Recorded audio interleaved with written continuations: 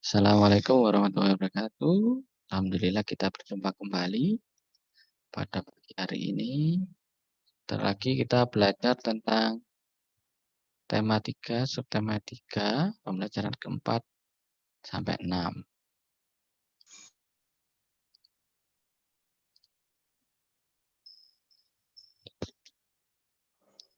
Tematika benda di sekitarku, subtematika perubahan wujud benda, pembelajaran 4 sampai 6.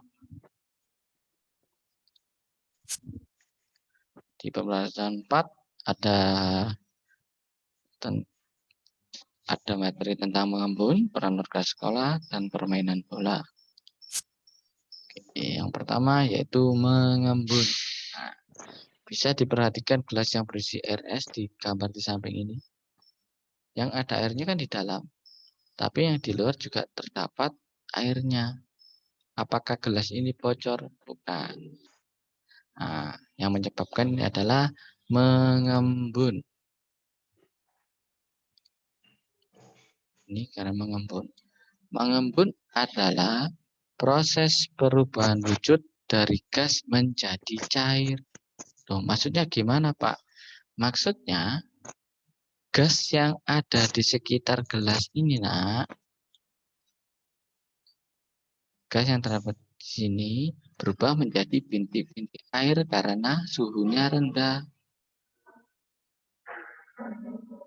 Jadi udara di sekitarmu banyak mengandung uap air. Ketika uap air bersentuhan dengan benda-benda yang lebih dingin atau suhunya rendah, nah ini gelasnya kan suhunya dingin atau rendah. Nah, udaranya di sini juga terpengaruh, maka berubah menjadi bintik-bintik air. Nah, jadi di luar gelas ini ada bintik-bintik airnya karena udara mengandung uap air. Nah, jadi tetes-tetes air di sisi luar gelas bukan berasal dari dalam gelas, akan tetapi tetes-tetes air berasal dari uap air di sekitarnya. Ini mengembun. Bisa juga kalau kalian suka bangun pagi terus jalan-jalan, bisa dilihat di tanaman. Biasanya nggak ada yang menyiram tanaman kok.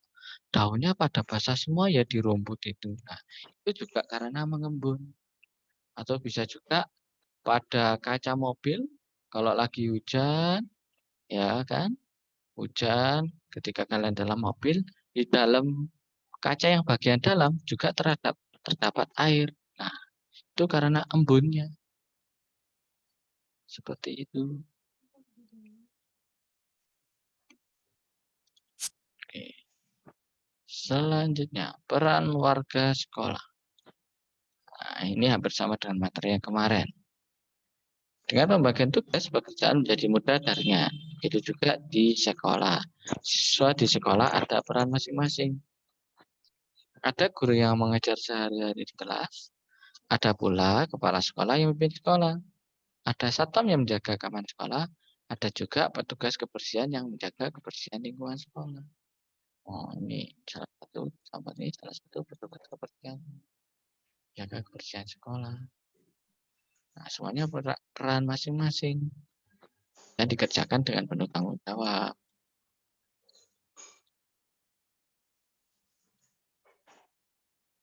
Permainan bola, bermain bola, permainan tembaklah aku. Oh, maksudnya permainan tembak lagu ini gimana? Nah, ini sini diterangkan. Bermain sepak bola harus dilaksanakan di lapangan berumput. Permainan sepak bola dimainkan oleh 11 orang. Bentar ya.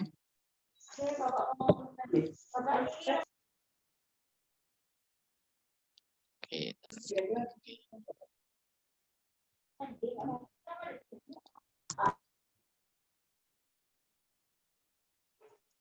Waalaikumsalam, selamat bergabung.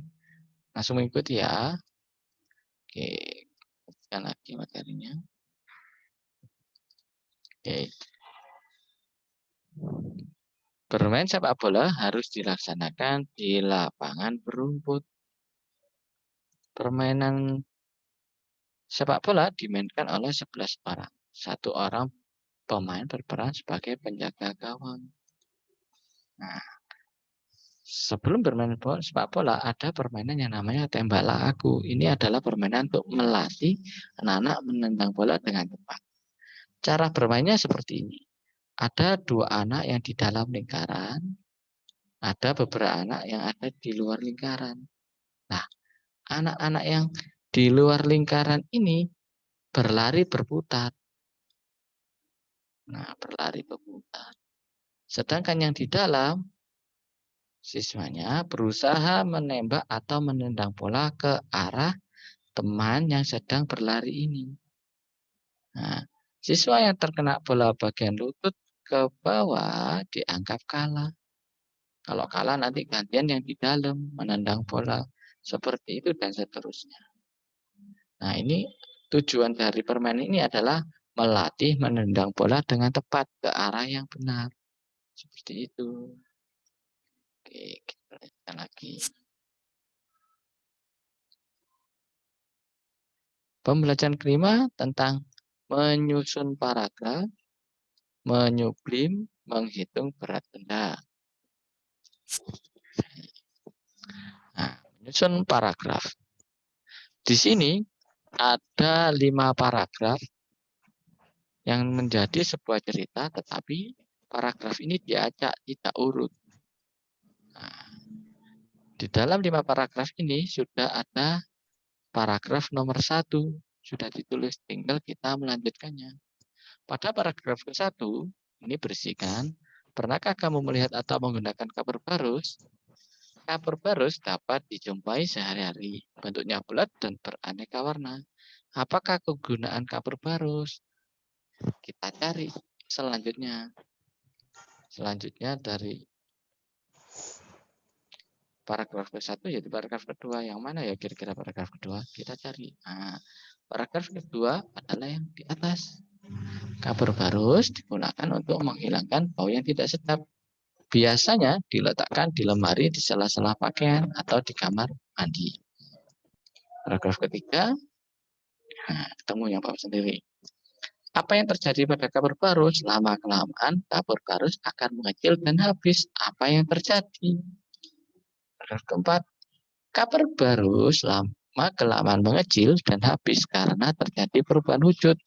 Pada kapur barus, perubahan wujud dari padat menjadi gas. Nah, perubahan wujud dari padat menjadi gas disebut menyublim. Nah, ini. Mungkin kalian sudah pernah lihat kapur barus. Paragraf kelima, peristiwa menyublim mengakibatkan kapur barus mengecil dan habis. Ketika kapur barus berubah menjadi gas, tercium bau wangi yang di udara. Nah, ini peristiwa menyublim. Menyublim itu benda padat menjadi gas. Jadi perubahan wujud dari padat menjadi gas. Itu namanya menyublim. Kalau kita cari dalam bacaan ini, terdapat pada paragraf keempat. Nah, ini loh. Menyublim adalah perubahan wujud padat menjadi gas. Perubahan wujud dari padat menjadi gas disebut menyublim. Nah, berarti sudah ada 5 kata yang sudah kita ketahui tentang perubahan wujud. Nanti bisa kita cari. Nah, ini kan sudah ada 5 kata tentang perubahan wujud. Nah, sekarang kita mencocokkan dengan arti dalam perubahan wujudnya. Contohnya nomor 1, ini ada mencair, membeku, menguap, mengembun, dan menyublim. Oke, yang untuk yang mencair adalah perubahan wujud padat menjadi cair. Contohnya seperti coklat, es krim, nah itu. Es krim yang meleleh, mentega yang meleleh, coklat yang meleleh itu perubahan wujud daripada menjadi cair. Membeku yaitu perubahan wujud cair menjadi padat. Contohnya adalah es batu. Ketika kita memasukkan air dalam freezer atau dalam kulkas kita, lama-kelamaan akan menjadi padat atau jadi es batu. Nah, itu namanya membeku.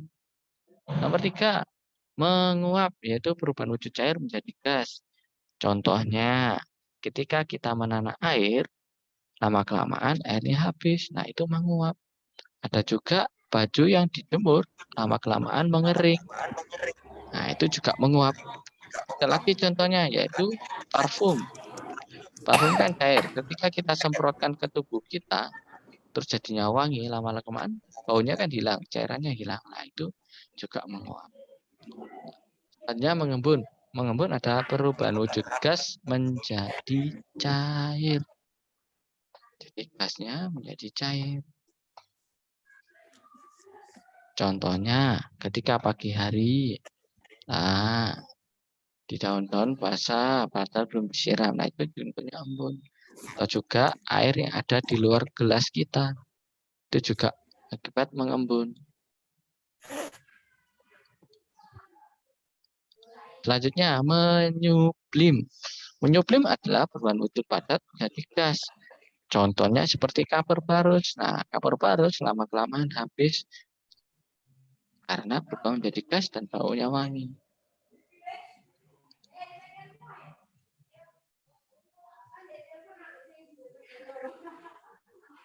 Tahukah kamu perubahan wujud juga terjadi dari benda gas menjadi padat? Perubahan wujud benda dari gas menjadi padat disebut menghablur atau mengkristal. Jika kita tinggal di negara 4 musim, maka akan melihat embun beku di pagi hari di musim dingin. Nah, embun beku tersebut seperti kristal es yang menempel pada tanaman. Hal ini terjadi karena uap air dari yang berwujud gas berubah menjadi padat. Pak, ada yang belum di-mute, Pak. Iya. Ada yang belum di-mute. Iya, ini mau di-mute oleh Bapak. Oh, sudah nggak ada. Sudah di-mute berarti. Sudah nggak ada yang suara yang masuk. Kita lanjutkan lagi. Bentar ya. Oke. Tak share screen lagi.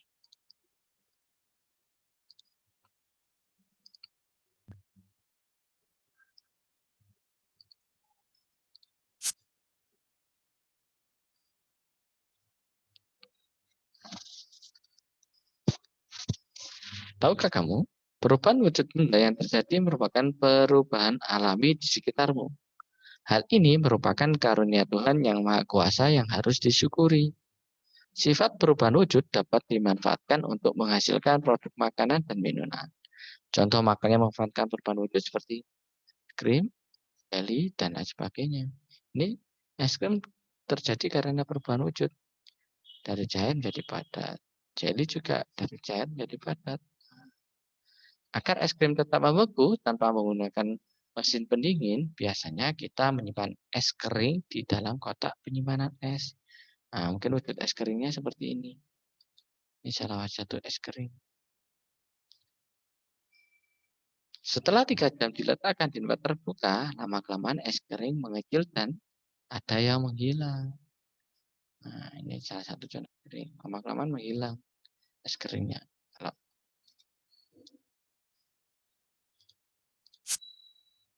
menghitung berat benda. Oke.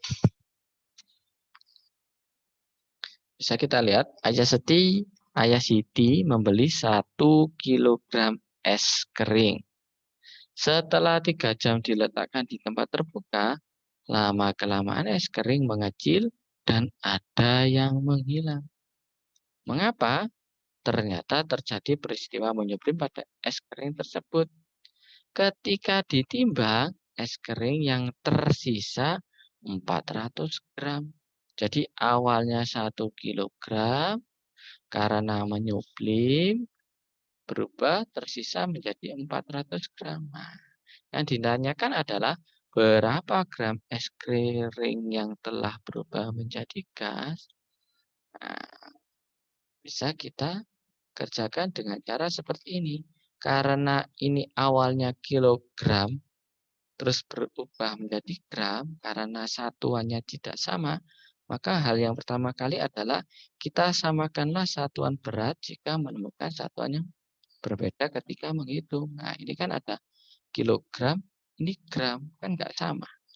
kita samakan dulu. Nah, awalnya 1 kilogram jadi 400 gram. Berarti sudah kita pelajari kemarin 1 kilogram sama dengan 1000 gram. Jadi 1000 gram dikurangi 400 gram, ketemunya 600 gram. Jadi es kering yang berubah menjadi gas adalah 600 gram. Nah, seperti itu.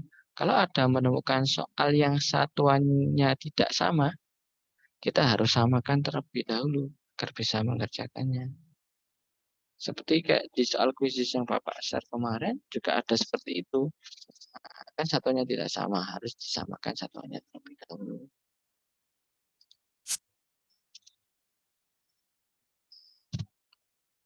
Pembelajaran ke-6 tentang pameran hasil kerja dan menghitung waktu.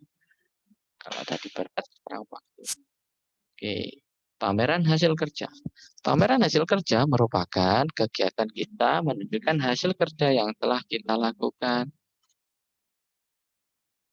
Pameran hasil kerja bisa berupa produk atau laporan kerja proyek seperti di bawah ini. Nah, ini sebuah pameran ketika anak membuat miniatur sebuah rumah, kita buat pameran ataupun pameran tentang laporan proyek kita seperti ini. Ada proyek dilampirkan apa, cara kerjanya gimana, detail proyeknya apa, datanya, mungkin di foto-fotonya, hasilnya gimana, seperti itu. Kalau dulu bisa kita praktekkan di sekolah. Sekarang menghitung waktu. Perhatikan alat digunakan untuk menunjukkan waktu. Nah, di atas ini adalah alat-alat untuk menghitung waktu. Ini ada jam dinding, ada jam digital, ada jam pasir.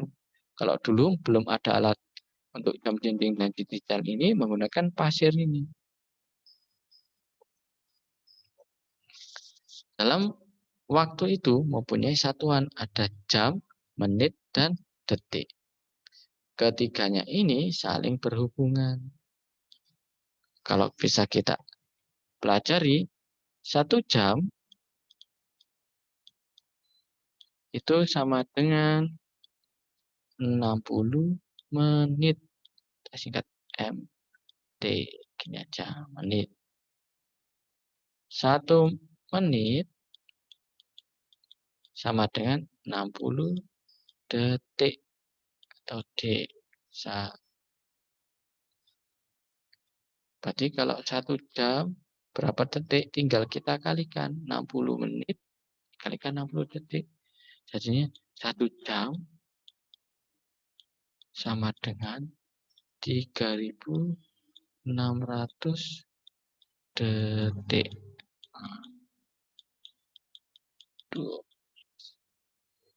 Ini nanti untuk perubahannya ini kita pelajari di subtema 4 dan berdasarkan waktu ini.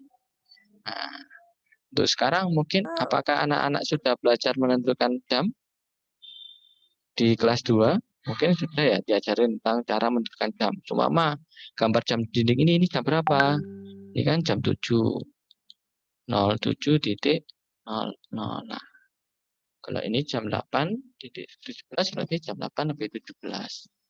Seperti itu. Mungkin anak kelas sudah pelajari, kita praktekkan saja. Oke. Pasangkanlah jam dengan waktu yang sesuai.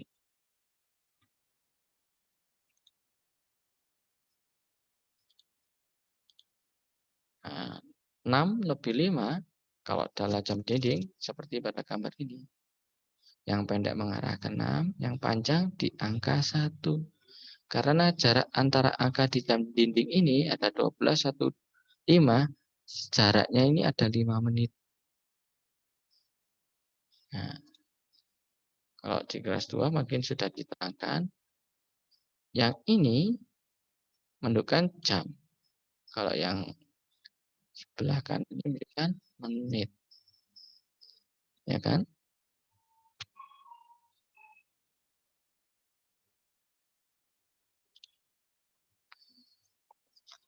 Nah, untuk soal yang kedua ada 10.45. Kalau digambarkan dalam jam adalah sebagai berikut. Yang pendek di angka 10, lebih yang 10 dikit, yang panjang di angka 9. Yang ketiga 7.40. Nah, yang pendek di angka 7, lebih sedikit, yang panjang di angka 8.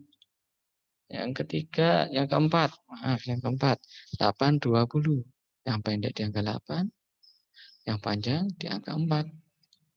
1 lebih 15. Yang pendek di angka 1, yang panjang di angka 3, jadi 15. Oke. Yang terakhir, 5 lebih 10, yang pendek di angka 5, yang panjang di angka 10. Nanti bisa dipelajari kembali untuk menentukan jam kalau belum bisa. Ya, dipelajari kembali karena ini juga membantu anak-anak menentukan waktu. Mungkin kelas 2 sudah diajari. Terima kasih. Sampai berjumpa kembali bersama waktu. Semangat belajar dari rumah, jaga kesehatan, makan yang bergizi, rajin berolahraga. Jangan lupa sholatnya jangan sampai bolong. Ya, karena itu kewajiban kita. Nah, mungkin nanti di rumah bisa dipelajari lagi tentang jam. Cara untuk melihat jam. Ya. Bisa minta diajari ayah bundanya, kakaknya. Kalau belum bisa melihat jam. Apakah ada yang belum bisa melihat jam? Mungkin jam 7 lebih 10 angkanya gimana? Ada? Saya tahu. Sudah tahu ya? Kalau yang belum tahu, Bisa. minta diajari. Ya. Nanti kalau sudah masuk sekolah, nanti dibantu Bapak lagi. Nah, mungkin untuk kegiatan besok, karena ini sudah sampai pembelajaran ke-6, besok ada pilihan harian yang harus dikerjakan anak-anak. Nah, besok pagi di-share seperti biasa. Nah, untuk juga informasi, kegiatan Senin akhir semester bisa saja dilaksanakan dalam beberapa minggu lagi. Karena kita sudah di bulan November awal, bisa juga nanti penilaian akhir semesternya terjadi pada akhir November. Nah, bentar lagi masih mau dirapatkan sama Bapak Ibu Guru. Nanti juga ada informasi lebih lanjut. Ya. Mungkin cukup sekian dari Bapak. Ya. Bapak akhiri. Wassalamualaikum warahmatullahi wabarakatuh.